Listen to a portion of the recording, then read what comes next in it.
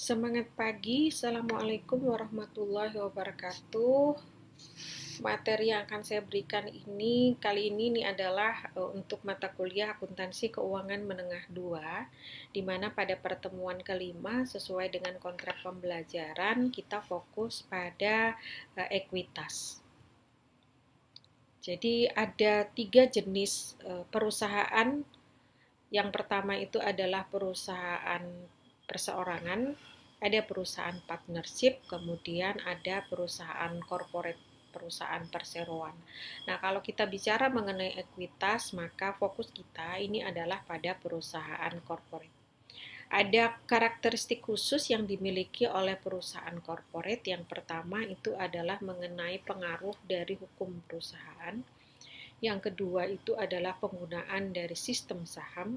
Yang ketiga itu adalah pengembangan dari jenis kepemilikan itu sendiri. Perusahaan pada saat didirikan, maka menjadi kewajiban bagi pemilik perusahaan untuk menyerahkan anggaran dasar kepada pemerintah yang terkait, pemerintah yang berwenang, sehingga atas dasar anggaran dasar yang sudah diserahkan bersama dengan berkas-berkas lain yang harus dilengkapi, muncullah kemudian izin untuk mendirikan perusahaan tadi. Sistem saham, ketika memang tidak ada ketentuan-ketentuan lain, maka setiap saham itu memiliki hak sebagai berikut. Yang pertama itu adalah hak untuk membagi secara proporsional ketika perusahaan mengalami keuntungan ataupun mengalami kerugian. Yang kedua adalah membagi secara proporsional di dalam manajemen perusahaan. Artinya ketika seseorang itu memiliki proporsi tertentu atas saham perusahaan itu, maka dia sebenarnya juga memiliki hak untuk terlibat di dalam pemilihan direktur. Jadi ada hak untuk memilih direktur. Kemudian juga memiliki hak untuk secara proporsi berbagi secara proporsional ketika perusahaan ini mengalami likuidasi. Artinya aset perusahaan ini akan dibagi secara proporsional kepada para pemegang saham. Yang berikutnya ini adalah yang disebut sebagai preemptive right. Itu adalah ketika perusahaan memutuskan untuk menerbitkan saham baru, maka para pemegang saham lama ini akan memiliki kesempatan untuk memesan lebih dahulu. Apa saja jenis dari kepemilikan tadi? Jadi secara garis besar dua. Yang pertama itu adalah saham biasa, yang kedua itu adalah saham preference. Saham biasa ini memang memiliki risiko tinggi, tetapi di lain sisi dia juga memiliki manfaat ketika perusahaan mengalami kesuksesan. Tetapi memang tidak ada garansi bahwa perusahaan ini harus membagikan dividen. Sementara untuk pemegang saham preference, mereka memiliki keistimewaan, di mana keistimewaan itu adalah ketika perusahaan memutuskan untuk membagikan dividen, maka pemegang saham preference akan mendapatkan hak lebih dulu mendapatkan dividen tadi, pembagian dividen tadi. Kita lihat di dalam laporan posisi keuangan, maka ekuitas itu seringkali subklasifikasikan sebagai modal kapital, kemudian ada premi saham, ya, modal saham, kemudian premi saham, ada juga laba ditahan, kemudian ada accumulated dari other comprehensive income, OCI, lalu ada treasury share, kemudian juga ada non-controlling interest. Nah, ini adalah komponen dari ekuitas. Jadi ada dua sumber utama dari ekuitas. Yang pertama itu adalah modal kontribusi, Yang kedua itu adalah laba ditahan. Jadi model kontribusi ini kita bisa lihat ada dua, yaitu saham biasa dengan saham preference, di mana saham biasa maupun saham preference itu bisa saja nanti akan memunculkan terjadinya premi saham. Bagaimana dengan penerbitan saham sendiri? Bagaimana dengan pencatatannya? Maka ini sangat tergantung sekali pada saat penerbitan saham itu. Jadi apakah pada saat penerbitan itu saham ini memiliki nilai pari atau saham ini tidak memiliki nilai pari? Bagaimana juga ketika saham ini diterbitkan dengan mengkombinasikannya dengan sekuritas yang lain. Akuntansinya atau perlakuannya bagaimana. Begitu juga bagaimana ketika saham ini diterbitkan tetapi bukan transaksi tunai. Dia diterbitkan dalam kaitannya dengan transaksi non-cash. Lalu berikutnya adalah mengenai biaya-biaya yang harus dikeluarkan pada saat penerbitan saham itu sendiri. Jadi kalau saham ini diterbitkan pada nilai pari, maka pada saat penerbitan ini sangat mungkin terjadinya premi saham. Pada saat kita menjual dengan harga di atas maupun di bawah nilai pari, maka akan terjadi premi saham. Bagaimana dengan ketika kita menjualnya atau saham itu tidak memiliki nilai pari? Maka saya langsung saja pada contohnya ya. Jadi ada sebuah perusahaan yang memiliki 10.000 lembar saham yang sudah diotorisasi tanpa nilai pari, di mana pada saat itu perusahaan menerbitkan 500 lembar saham dengan harga 10 euro per lembar sahamnya. Jadi kalau yang seperti ini berarti kas yang kita terima itu adalah 500 dikalikan 10 ya, 5.000 kas yang kita terima. Dan kreditnya ini adalah share capital ordinary, modal saham biasa senilai 5.000. Ini contoh untuk yang tanpa nilai pari. Nah, yang kedua misalkan adalah di waktu yang lain perusahaan kemudian menerbitkan lagi 500 lembar saham dan pada saat itu terjual dengan harga 11. Maka kita harus mengakuinya adalah kas yang kita terima 5.500, share capital ordinary 5.500. Tetapi bisa saja ada beberapa negara yang meskipun di dalam saham itu tidak mencantumkan nilai pari, tetapi memiliki state value, nilai yang ditetapkan. Misalkan ada perusahaan yang menerbitkan 1.000 lembar saham dengan state value-nya 5, ya. Jadi di sini tidak ada nilai pari, tetapi ada state value di situ. Kemudian dijual dengan harga 15 per sahamnya, maka kita mencatatnya kas yang kita terima itu adalah 15, kemudian modal saham biasa 5.000, ada premi di sini senilai 10.000. Jadi pencatatan atas share capital ordinary ini didasarkan pada state value-nya. Perlakuannya berarti sama ya, ini perlakuan yang ini berarti sama seperti ketika kita mencatatnya dengan nilai pari. Sama seperti ini, ada kas, kemudian ada share capital ordinary, dan ada premi saham. Bagaimana ketika saham ini diterbitkan dengan sekuritas yang lain? Maka jika terjadi, kita bisa menggunakan salah satu di antara dua metode. Yang pertama itu adalah proportional method, yang kedua itu adalah incremental method. Jadi contohnya ada satu perusahaan yang menerbitkan 300 lembar saham biasa dengan nilai 10 dan 100 lembar saham preference dengan nilai 50.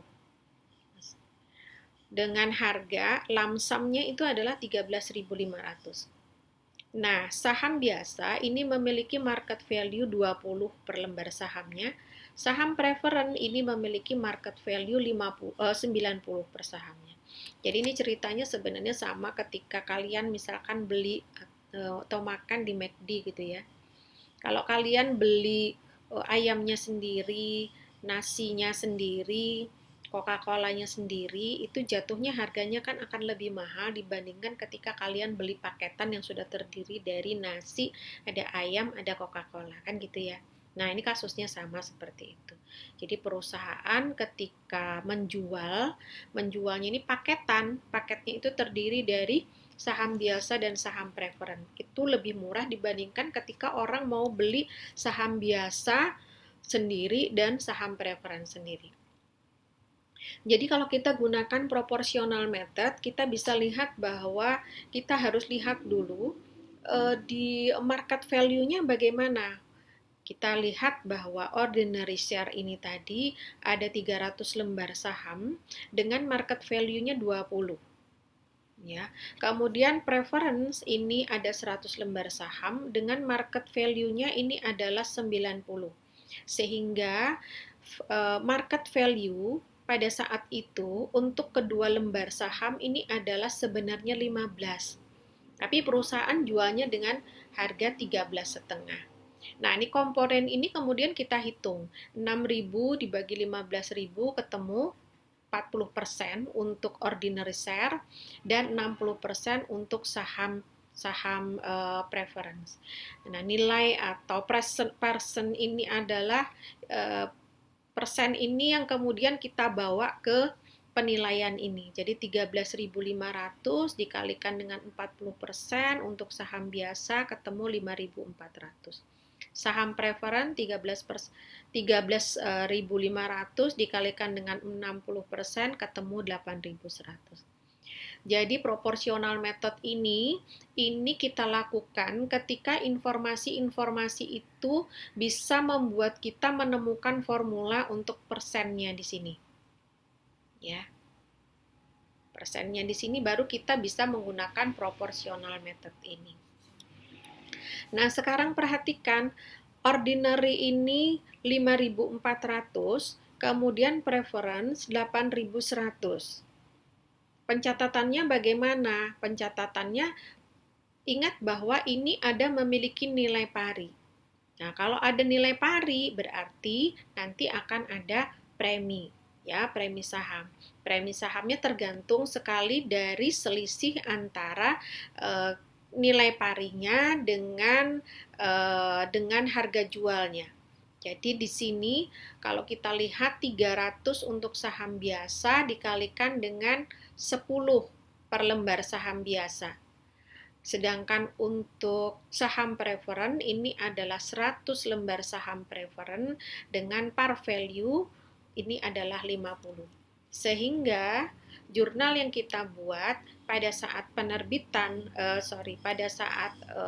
penerbitan dari saham ini adalah kas 13.500, kemudian share capital preference tadi ini 5.000 ya. Sementara kan hasil kita tadi adalah 8.100 untuk preferen. Berarti ada selisih 8.100 dengan 5.000 yaitu 3.100 yang harus kita perlakukan sebagai premi saham preferen. Begitu juga dengan saham biasa ordinary ini 3.000 ya, 3.000 dari 300 dikalikan dengan 10.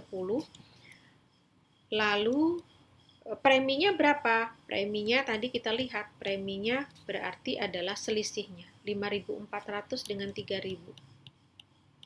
Maka premi saham untuk saham ordinary ini adalah 2.400. Nah, incremental method ini contohnya adalah sama. Jadi diterbitkan 300 dengan par value-nya adalah 10 untuk saham biasa dan 100 saham dengan harga 50 par value-nya untuk preferen dijual juga dengan harga 13.500. Hanya saja di sini yang diketahui itu hanya market value untuk ordinary, untuk saham biasa. Sementara saham preference ini market value-nya tidak diketahui. Nah, kalau tidak diketahui berarti kita tidak bisa mencari komponen atau persentasenya. Ya, sehingga yang kita lakukan adalah ini kita menghitung ordinary share untuk market value. Ketemu nilainya adalah 6.000. Jumlahnya 300, kemudian market value-nya 200, 6.000. Harga jualnya tadi itu adalah 13.500. Berarti ada selisih sebesar 7.500 yang harus kita alokasikan untuk saham preference. Jadi kata kuncinya adalah kalau di sini tidak bisa kita mendapatkan nilai dari persennya, persentasenya, berarti kita harus menggunakan cara yang kedua, yaitu incremental method. Perhatikan di sini ordinary-nya, penilaiannya ini semua adalah 6.000 dan preference 7.500. Ingat di sini ada nilai pari, ya, ada par value di sini.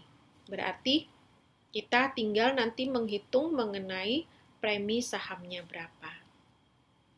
Share capital sama untuk yang preference 5.000. Kemudian berarti di sini ada premi saham sebesar 2.500. Ya, 2.500. Kemudian saham biasa sendiri tadi nilainya adalah 3.000 sehingga premi saham untuk saham biasa itu adalah 3.000. Nah, bagaimana ketika saham ini diterbitkan dengan transaksi-transaksi yang bukan berupa transaksi tunai, ya, bukan berupa transaksi tunai. Jadi kalau ini terjadi, maka perusahaan ini harus mencatatnya sebagai fair value dari barang ataupun jasa yang kita terima.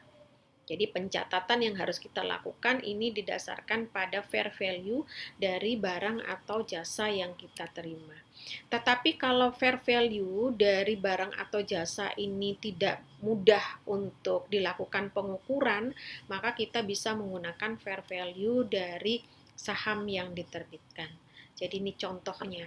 Jadi ada perusahaan yang menerbitkan 10.000 lembar saham dengan nilai pari 10, saham biasa ini ya, dengan nilai pari 10, di mana ini adalah untuk membayar nilai paten, ya, untuk membayar nilai paten.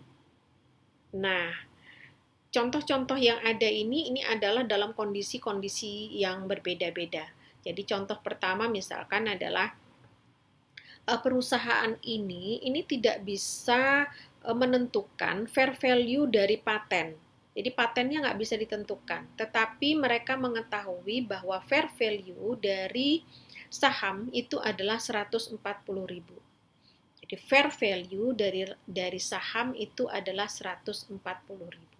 Nah, kalau kasusnya seperti ini, di mana kita tidak bisa mengetahui dengan pasti fair value dari paten, maka kita bisa mencatatnya sebagai paten itu nilainya adalah 140.000, sedangkan share capital ordinary 10.000. Dapat dari mana? Di sini karena disebutkan ada nilai parinya 10. Ya, berarti modal sahamnya sendiri itu adalah 100.000 dan terjadi premi sebesar 40.000. Ini contoh yang pertama.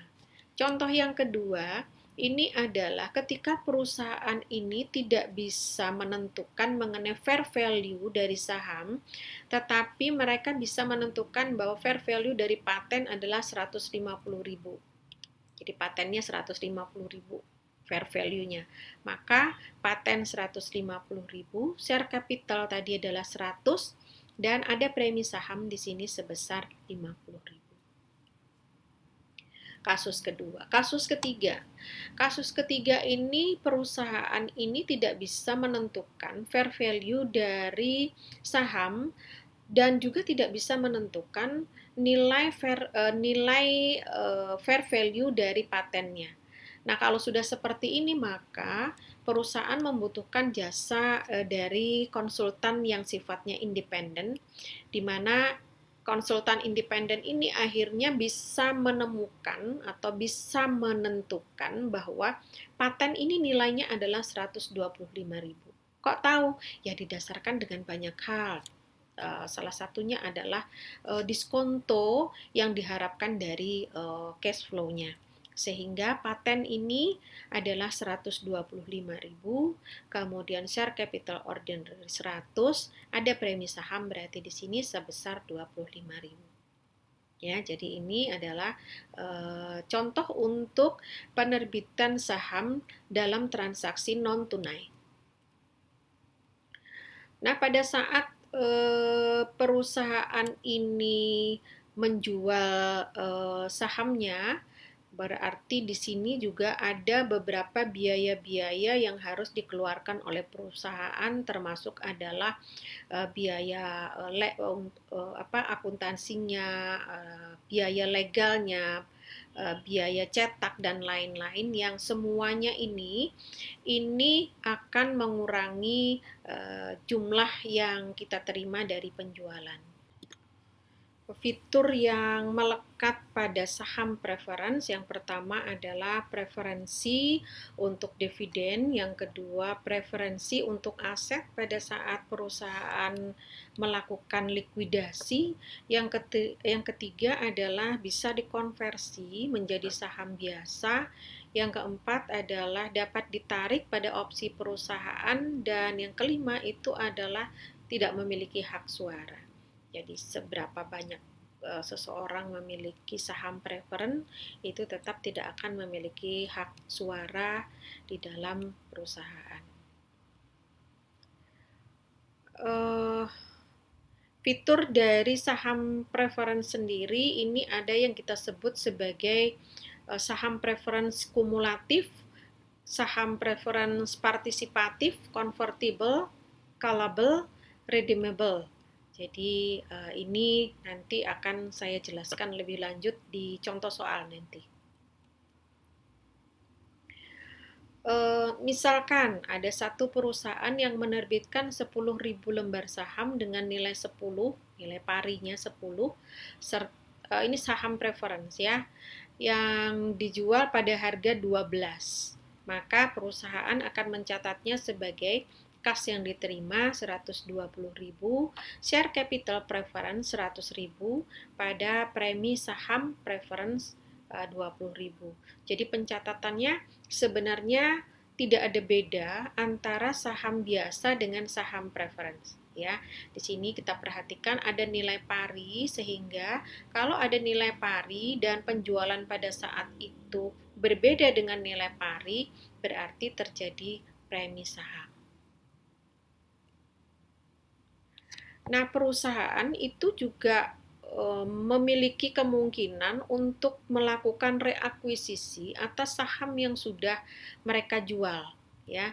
Jadi salah satu alasan kenapa perusahaan melakukan reakuisisi atas saham ini adalah untuk meningkatkan laba per share serta return on equity dari perusahaan itu sendiri.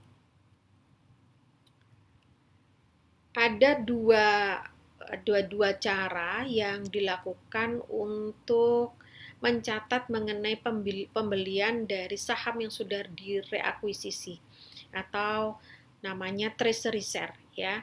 Jadi kita bisa mendasarkannya pada cost method, atau kita bisa mendasarkannya pada par value method atau state value method. Jadi contohnya adalah ada perusahaan Pasifik ini menerbitkan 100.000 lembar saham dengan harga 1, nilai parinya 1, ini lembar saham biasa dengan harga 10.000.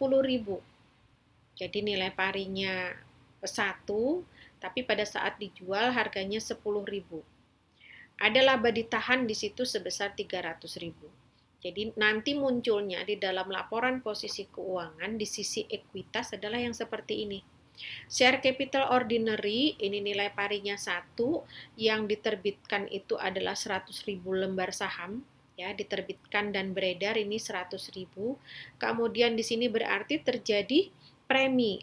Preminya 900. Dari mana? Tadi dijualnya adalah 100, padahal nilai parinya adalah 1, berarti ada selisih sebesar 9.000. 9, maaf 9. 9 dikalikan dengan 100 ribu berarti 900 ribu. Ada laba ditahan di sini sebesar 300 hingga total ekuitas itu adalah 1.300.000. Ya. Kemudian di tanggal 20 Januari, Pasifik ini melakukan mengakuisisi 10.000 dari lembar saham yang beredar. Jadi sudah dijual kemudian dibeli kembali. Pada saat membeli harganya adalah 11. Ya, pada saat dibeli itu harganya 11. Nah, catatan yang dilakukan atau jurnal yang dibuat oleh perusahaan ini adalah treasury share 11.000, 110.000, dari 10.000 dikalikan dengan 11, kasnya 110.000. Jadi yang munculnya istilahnya akunnya itu adalah treasury share, bukan lagi ordinary share, ya, bukan lagi ordinary share. Meskipun sebenarnya yang mereka beli ini adalah dari ordinary share yang tadinya mereka jual. Nah, dari pembelian treasury share itu tadi, maka sekarang muncullah di dalam laporan posisi keuangan, sisi ekuitas itu informasi yang seperti ini. Tadi share capital ordinary-nya 100.000, ada premi sahamnya 900.000, ada laba ditahannya 300.000, kemudian dikurangi dengan treasury share senilai 110.000, sehingga total ekuitas sekarang menurun, ya, berkurang menjadi 1.190.000. Treasury share yang dimiliki oleh perusahaan bisa jadi oleh perusahaan kemudian dijual kembali. Nah, pencatatan atas penjualan ini sangat tergantung sekali apakah harga jual ini di atas dari harga tadi kita beli ataukah di bawah dari harga kita beli. Misalkan Pasifik ini mengakuisisi 10.000 lembar saham treasury pada harga 11 per share. Kemudian dari yang 10.000 ini dijual sebanyak 1.000, ya, pada harga 15 tanggal 10 Maret. Maka kas yang kita terima itu adalah 1.000 dikalikan dengan 15. Ya, treasury share-nya itu tadi adalah 11. Ya, karena treasury share-nya tadi adalah 11 dengan harga pada saat kita beli itu 11. Nah, pada saat kita jual harganya adalah 15. Berarti ada selisih di sini sebesar 4. Ya, sebesar $4 dikalikan dengan jumlah yang dijual sebesar 1.000. Berarti di situ ada premi saham treasury sebesar 4.000. Ini contohnya yang pertama. Kemudian contoh yang kedua ini bagaimana ketika pada saat menjual harganya di bawah harga kita beli. Jadi tadi kita beli ini adalah 11. Nah, sekarang kalau misalkan pada saat kita jual harganya adalah 8. Pada saat kita jual harganya 8, berarti kas yang kita terima hanya 8.000. Sementara saham treasury ini 11. Berarti ada premi di situ sebesar 3.000 dan sisinya adalah sisi debit. Ya. Oke. Nah, dua contoh tadi kalau kita masukkan ke dalam buku besar maka akan muncul seperti ini. Tanggal 10 Maret ada premi atas saham treasury senilai 4.000. Tanggal 21 Maret ada premi saham senilai 3.000. Ya, berarti ada balance di sini sebesar 1.000 di sisi kredit. Nah, kemudian asumsikan bahwa perusahaan ini kemudian menjual lagi tambahan 1.000 pada harga 8 pada tanggal 10. Maka kas yang kita terima itu adalah 8. Ya, 8 dari $8 dikalikan dengan 1000 lembar. Ada treasury tadi sebesar 11. Kita tadi membelinya dengan harga 11. Nah, yang berbeda adalah karena di sini sudah terjadi balance di sisi debit senilai 1000, maka pada saat terjadi penjualan sebesar 8, ya, sebesar 8, di sini akan ada share premi treasury sebesar 1000 di sisi debit dan return earning-nya adalah 2000. Berarti return earning-nya di sini berkurang sebesar 2000. Sebenarnya kalau kita lihat tidak ada perusahaan itu yang kemudian membagikan dividennya sebesar laba ditahan, ya. Bahkan kadang-kadang perusahaan juga tidak membayarkan dividen kepada para pemegang saham. Jadi banyak alasan sebenarnya mengapa perusahaan itu tidak membagikan dividen atau membayarkan dividen itu tidak setara dengan laba ditahan yang diperoleh oleh perusahaan. Bisa saja karena adanya perjanjian yang harus disepakati dengan kreditur, atau juga karena perusahaan memutuskan bahwa laba yang dimiliki perusahaan itu digunakan sepenuhnya untuk ekspansi, ataupun bisa jadi perusahaan ini berkeinginan untuk melancarkan pembayaran dividen dari tahun ke tahun. Bisa juga karena perusahaan ini harus menyiapkan penyangga andai kata perusahaan nanti mengalami kerugian. Jadi banyak hal sebenarnya mengapa perusahaan itu tidak membagikan dividen dengan proporsi yang banyak. Nah, terkait dengan kebijakan dividen, maka penting bagi perusahaan untuk memahami bahwa pihak manajemen ini haruslah memiliki dana yang cukup untuk membayar dividen itu. Jadi kalau kita lihat sebenarnya tipe dari dividen itu ada beberapa. Ada dividen yang dibayarkan dalam bentuk tunai, ada juga dividen yang dibayarkan dalam bentuk properti, ada dividen yang dibayarkan dalam bentuk likuidasi, kemudian ada juga dividen yang dibayarkan dalam bentuk saham. Nah, ini yang sering sekali dilakukan oleh perusahaan, yaitu dividen yang dibagikan dalam bentuk tunai, ya. Jadi ada 3 tanggal yang menjadi penting untuk diketahui. Yang pertama adalah tanggal pengumuman. Jadi kapan perusahaan ini mengumumkan adanya pembagian dividen. Pembagian dividen itu terjadinya karena adanya rapat umum pemegang saham. Jadi di rapat umum pemegang saham itulah akan ditentukan apakah dividen akan dibagikan atau tidak.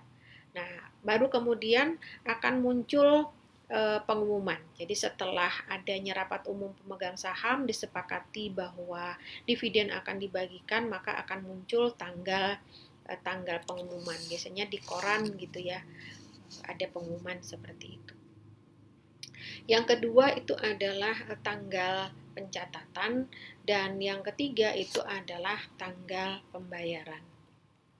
Misalkan ada perusahaan Roadway ini pada tanggal 10 Juni mengumumkan dividen cash senilai 50 sen untuk saham yang mereka miliki yang sebesar 1,8 juta, ya, yang akan dibayarkan di tanggal 16 Juli kepada semua pemegang saham yang tercatat sampai dengan tanggal 24 Juni. Jadi tadi ada 3 tanggal, tanggal pengumuman, tanggal pencatatan, dan tanggal pembayaran. Di sini kita lihat tanggal pengumumannya 10 Juni, tanggal pencatatannya 24 Juni, dan tanggal pembayarannya adalah 16 Juli. Pada saat tanggal pengumuman 10 Juni, maka kita akan mencatatnya sebagai return earning sebesar 900.000.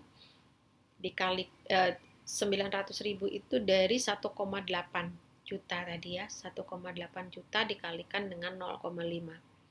Dividen payable-nya berarti adalah 900.000. Pada saat pencatatan ini tidak ada dilakukan jurnal apa-apa. Jadi baru akan dilakukan lagi pencatatan atau jurnal lagi pada saat dilakukan pembayaran, yaitu dividen payable pada kas senilai 900.000. Nah, properti dividen. Saya langsung saja pada contohnya ya. Misalkan ada perusahaan ini yang dia memiliki investasi berupa held for trading dengan nilai 1.250.000, di mana ini diumumkannya pada tanggal 28 Desember ya, sebagai properti dividen yang akan didistribusikan di 30 Januari untuk para pemegang saham yang tercatat sampai dengan tanggal 15 Januari. Pada tanggal pada tanggal pengumuman, nilai dari sekuritas ini adalah fair value-nya adalah 2 juta. Maka kita ingat ada tiga tanggal tadi. Pada tanggal pengumuman 28 Desember berarti akan ada pencatatan yaitu equity investment 750.000 pada unrealized holding gain or loss income 750.000. Ini pada saat tanggal pengumuman. Kemudian return earning 2 juta ya, karena pada tanggal deklarasi itu kan ada terjadi fair value senilai 2 juta. Return earning 2 juta, property dividend payable senilai 2 juta. Pada tanggal distribusi Januari 30, maka kita akan mencatatnya sebagai property dividend payable pada equity investment senilai 2 juta. Ya, jadi hanya ada dua sebenarnya pencatatan itu, yaitu pada saat tanggal penerbitan pengumuman dengan pada saat pembayaran, atau kalau di sini adalah pendistribusi. Jadi untuk yang dividen likuidasi ya, dividen likuidasi ini contohnya adalah perusahaan McKesney ini mengumumkan adanya dividen untuk pemegang saham biasa senilai 1.200.000, di mana pada saat pengumuman dividen ini dikatakan bahwa para pemegang saham ini harus mengakui 900.000 itu sebagai laba dan sisanya sebagai pengembalian modal.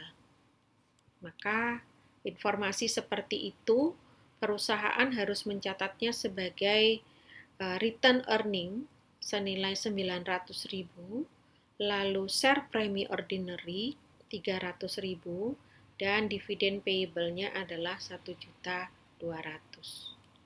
Ya, dividen payable di sini sebesar 1.200.000. Pada saat tanggal pembayaran berarti dividen payable dan kas senilai 1.200.000. Share dividen. Jadi kalau share dividen ini adalah berarti perusahaan ini menerbitkan lagi saham yang nantinya saham ini akan dibagikan kepada para pemegang saham. Par value, jadi yang digunakan sebagai dasar untuk melakukan pencatatan ini adalah par value, bukan fair value. Ya. Saya contohkan langsung aja. Ada perusahaan Fine ini memiliki 1.000 lembar saham biasa dengan nilai pari 1 dan laba ditahan 50.000. Perusahaan ini kemudian mengumumkan untuk membagikan 10% dividen saham dengan menerbitkan 100 100 saham, ya, 100 saham. Berarti kan kalau 10% dari 1000 saham yang outstanding tadi, berarti ada tambahan sebesar 100 saham. Diketahui fair value dari saham ini pada saat itu adalah share dividennya 8 per lembar saham. Sehingga pada tanggal pengumuman ini akan dicatat adanya return earning 10.000 dan ordinary share dividend distributable ini adalah 10.000, ya. Saham dividen saham biasa yang didistribusikan sebesar 10.000. Ini pada tanggal pengumuman. Kemudian pada tanggal dilakukan distribusi, maka ordinary share dividend distributable pada share capital ordinary sebesar 10.000. Ini share dividend. Lalu apa bedanya dengan share split? Share split itu adalah pembagian, ya. Jadi saham ini dibagi. Nih, untuk jelasnya ini ada contoh di bawah. Jadi kenapa perusahaan itu melakukan share split? Ini sebenarnya adalah dalam rangka untuk menurunkan market value dari saham. Karena kalau terlalu tinggi, ini juga calon investor ini mungkin akan kesulitan untuk membeli, sehingga perlu bagi perusahaan untuk melakukan share split.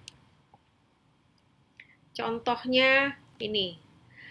Jadi ini adalah ketika belum dilakukan share split, ya, belum dilakukan share split. Share capital ordinary-nya ini 100.000, lalu return earning-nya 50. Kalau dikatakan di sini adalah equity-nya after 2-for-1 split, itu berarti maksudnya adalah lembar saham yang ada itu dikalikan 2. Tetapi harga sahamnya itu dibagi 2.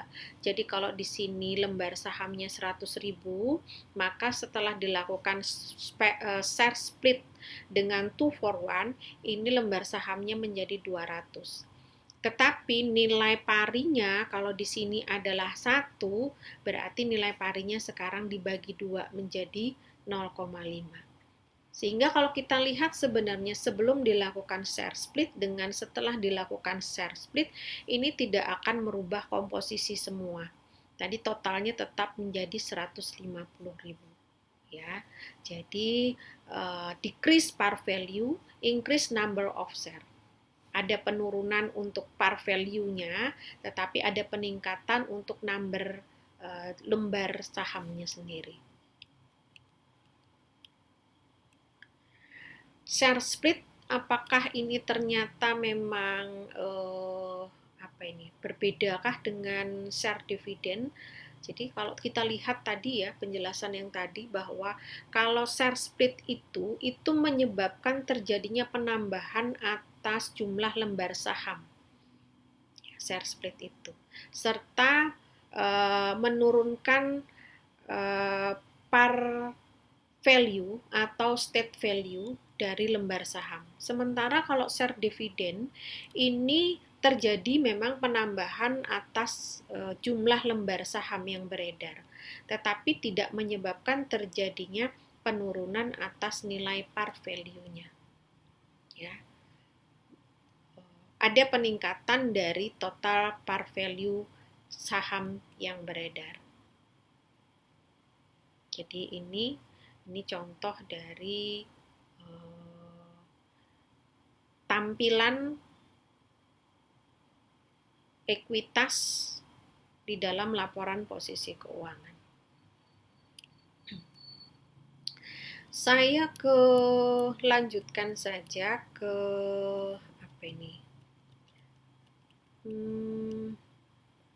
dividen preference-nya tadi. Jadi dividen preference tadi di awal itu ada dijelaskan bagaimana ketika ternyata saham preference ini adalah saham yang kumulatif, non partisipatif gitu ya. Nah, ini contohnya. Tahun 2019 Mason Company ini mendistribusikan 50.000 sebagai cash dividend, di mana pada saat itu saham biasa memiliki nilai pari 400.000 dan saham preference 6% memiliki par value 100.000. Kalau dikatakan bahwa saham preference ini adalah saham yang non-kumulatif dan non-partisipatif, maka atas dasar informasi yang ada ini kita bisa mendistribusikan cash dividend kita itu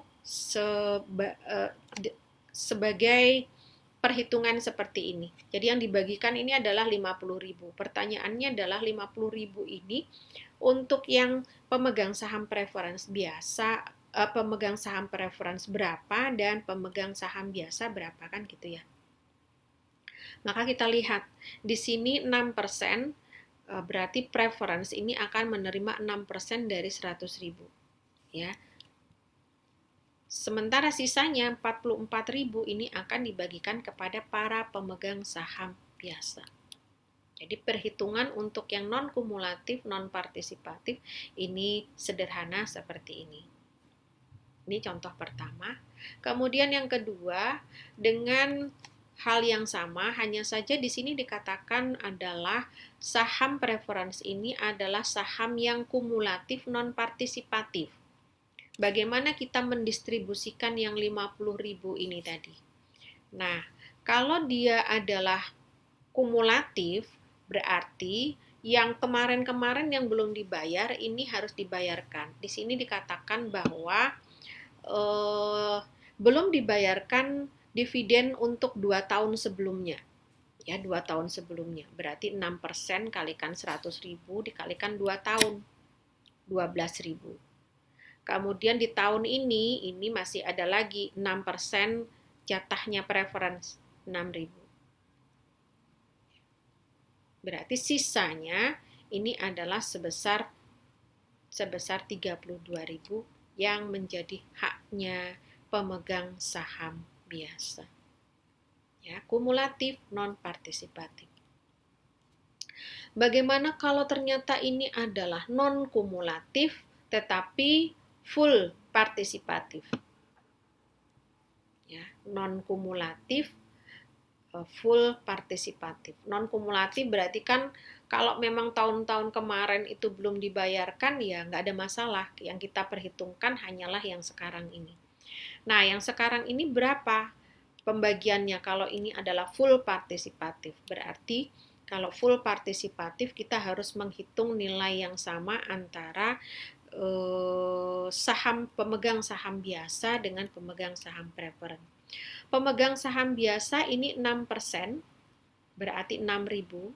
Kemudian pemegang saham biasa, tadi preferensi ya. Pemegang saham biasa ini adalah juga 6% dari 400.000.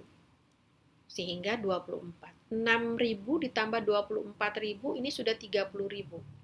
Berarti sisa 20.000. Ya, tadi kan yang harus dibagikan adalah 50.000. Sekarang ini sudah terhitung 30.000. Tinggal 20.000 lagi. Nah, menghitung 20.000-nya bagaimana? Menghitung yang 20.000-nya adalah kita lihat nilai dari saham biasa dengan saham preference secara total itu adalah 500.000. Sekarang kita tinggal distribusikan yang 500.000 itu. Nah, kita lihat nilai sisa tadi itu adalah 20.000 dibagikan dengan 500.000 berarti 4%. 4% inilah yang kemudian kita bawa ke saham preference, 4% kali 100.000. Kemudian ordinary tadi ada 400.000 dikalikan dengan 4% ketemu 16. Ini yang kita distribusikan. Sehingga kalau kita lihat pemegang saham preference ini total akan menerima dividen sebesar 10.000 dan pemegang saham biasa akan menerima total 40.000. Non kumulatif, full partisipatif. Bagaimana kalau ini adalah kumulatif dan Pool partisipatif, berarti kalau ini kumulatif, apa yang belum dibayarkan di tahun lalu itu harus diperhitungkan. Katakanlah yang belum dibayarkan itu adalah 2 tahun. Berarti 2 tahun kalikan 6%, ketemu ya 12.000. Tahun ini dibagi lagi 6%, berarti 6.000 ya, 6.000. 6%. Nah, hitungan ini sama nih seperti yang tadi, 6%. Kalau preference ini dapat 6%, berarti pemegang saham biasa ini juga 6%. Tetapi ingat, pemegang saham biasa itu tidak berlaku untuk pembayaran dividen tahun sebelumnya. Jadi dia hanya berlaku untuk yang current year, tahun ini saja, 24.000. Sisanya berarti adalah 8.000. Ya, 8.000 kita bagi lagi seperti tadi, 8.000 dibagi dengan totalnya 500.000, ketemu 1,6%. 1,6% kita kalikan dengan miliknya preference 100.000, miliknya ordinary 400.000, maka ketemu 1.600 dengan 6.400. Inilah yang menjadi haknya pemegang saham preference 19.600 dan pemegang saham ordinary sebesar 3.400.